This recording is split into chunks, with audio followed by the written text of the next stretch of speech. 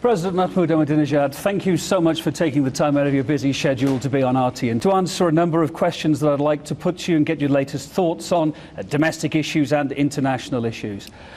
I'll start, if I may, with the story that's made all the news headlines for the past 6 months that's unfolded in North Africa and the Middle East that's been dubbed the Arab Spring.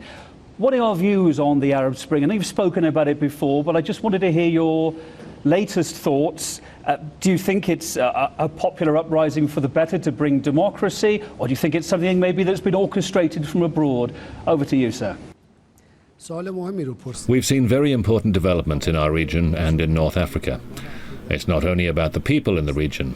Today, justice and dignity are among the requirements of all human beings.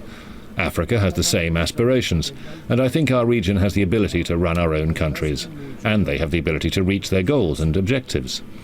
It's important to take note on the interference of NATO in the region. NATO has interfered in the affairs of Libya. The Security Council has made a mistake.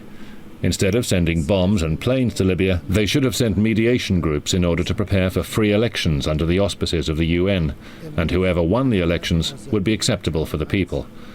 But the Security Council hastily issued a resolution, and it has complicated the situation that has led to the killings and the massacre of people and destruction of infrastructure in the country. Do you think Iran needs to liberalize? Do you think you should introduce more political reforms to maybe head off something similar happening in this country as well at some point in the future? Does it worry you at all? I think the entire world needs more freedom, and more than everybody else in the world, the Europeans and the Americans need freedom. In Europe, is there freedom, really? Is there real freedom in the United States? They're beating people in the streets. Do you think the dissenting voices in your country, of which there are some, are listened to you? Do you give any heed to what they have to say to you?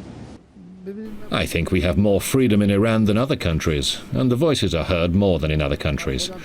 I am among the people, and I am in close contact with the people. We have mass media, we have free press, and they criticize the government.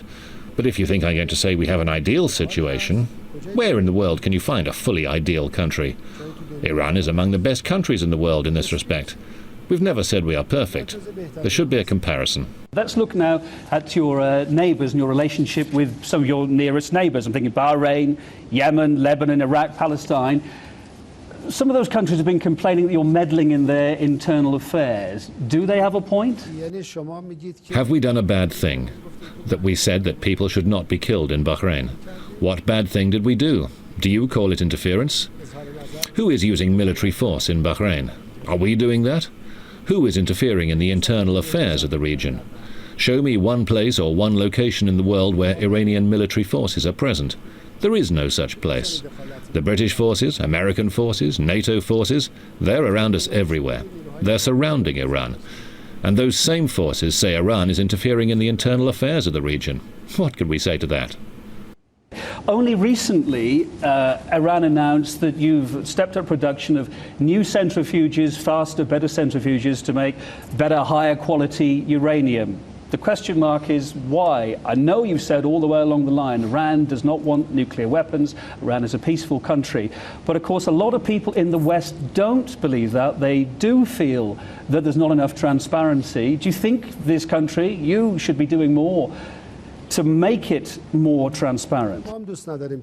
We don't like that some countries have nuclear weapons. If we're going to be against nuclear weapons, we must rise in opposition to current nuclear arsenals. There are now many nuclear arsenals in Belgium, in Germany, and other European countries. So let me just get this straight. Are you saying that at some point in the future you may want to acquire a nuclear deterrent, a nuclear weapon? Never, never. We do not want nuclear weapons. We do not seek nuclear weapons. This is an inhuman weapon. Our religion says it is prohibited, and we are religious people. Nuclear weapons have no capability today. If any country tries to build a nuclear bomb, in fact, they waste their money and resources, and they create great danger for themselves. The international equations are not determined by nuclear arsenals today. The Americans have nuclear bombs and nuclear weapons, and could they win in Iraq and Afghanistan?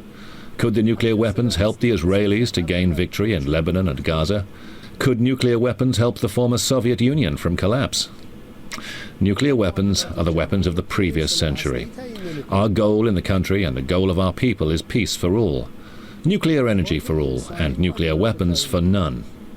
All nuclear activities in Iran are monitored by the IAEA. There have been no documents against Iran from the agency. It's just a claim by the US that we are after nuclear weapons. Do you ever consider it possible that the United States or Israel could make a strike against you, could launch military action against your country? Does it worry you? They want to do it, but they know our power. They know that we would give them a very decisive response. I'm sorry to ask you again this. When you say a decisive response, what do you mean? Can you just outline what you're talking about there? We would give them a crushing response. That's our normal reaction. We have a saying, if someone throws a small stone, you reply with a bigger one. We will defend ourselves to our full capability. But I hope that will never come. There's no reason for war. Why should they attack us? And the same regards Israel as well, then? Yes, there's no reason ever to go to war with them. There's no reason ever to make a first strike, a preemptive strike against them.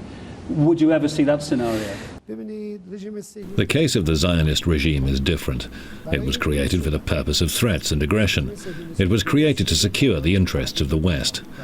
If the Zionist regime didn't terrorize, occupy, or threaten, it wouldn't exist. They've been created solely for that purpose. And in the past 60 years, they've always done the same thing. They've always behaved the same way. But anyway, they can look at the world map. They can see Iran there, and our history, and our geopolitics. Bushehr nuclear power plant, which has been in development for a long time. Obviously, as a country, you must be very much looking forward to that coming on stream to give you nuclear power. Do you know when that launch date will be now, the operational date when it feeds the grid? It will be operational, they say, before the end of the year. There is no problem. Of course, it's part of the relationship between us and Russia, and of course that can be seen by the world community. And the entire international community watches how Russians are building our nuclear power plant.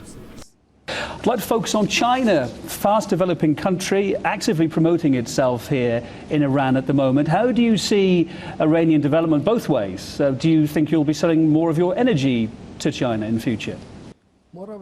We have a two-way relationship. Iran and China are two important and large countries, and they enjoy centuries-old civilizations and consciousness. We've always maintained friendly ties, and today we have identical views on international development. But the common denominator in our relationship is based on justice and security for all. I want to ask you as well about your relationship with Russia. It has always been very good, but it was a little shaky when, for the first time, Russia decided to go with sanctions imposed here. You said that was inadmissible last year, unacceptable. What are your relations with Russia now?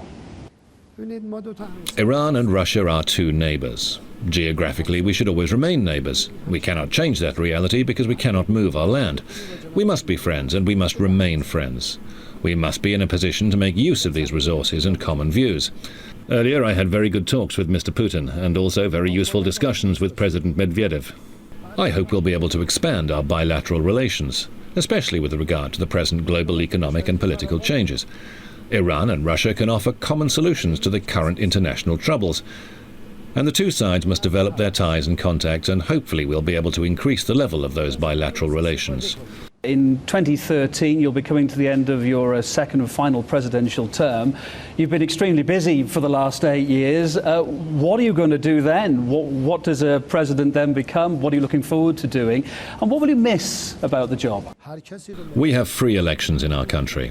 Whoever is elected by the people will be the right one, and this is the right of our nation. They have the right to freely elect anybody they wish, and I will help them. I'm a university professor and have preserved this job and profession, and I'll continue to serve the nation anywhere and at the university. There'll be no problem. Can I ask you, though, what you will most miss about the job, what you most enjoyed about the job? Myself. Okay. President Ahmadinejad of Iran, thank you so much for taking the time to be with RT International. We know your time's precious and it's very much appreciated.